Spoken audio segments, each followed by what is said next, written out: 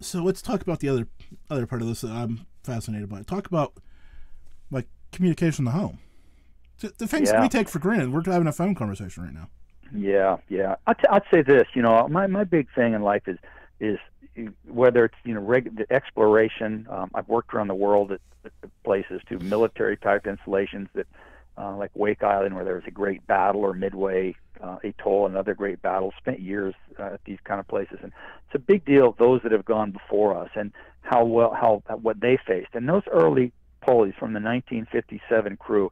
They had radio and they were getting patched through on a phone to talk to a family member. God knows how often they even got to do that. Now, there is internet at the South Pole. However, it's not super high speed. It's restricted to pretty much,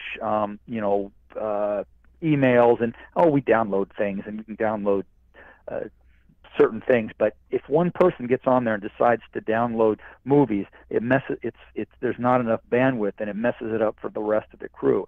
The point I'm making is and then I should say the internet is also not 24 hours a day. There's a strong satellite that maybe goes for 4 hours, then a little weaker one that might be, another 3 or 4 hours, and then one that hardly worked at all for a couple hours. So your communications with home was not like you and I are having right now. However, it's way much more than those early fellows that were down there with very little communications abilities. Can you imagine being one of those early guys down there?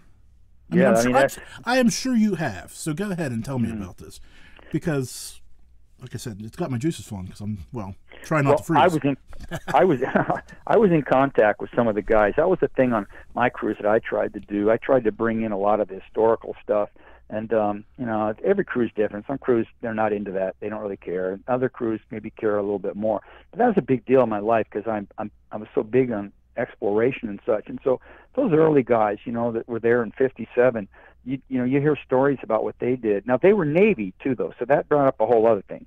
They're Navy, and that has a certain discipline to it, and that probably helped them. Although they had some scientists with them.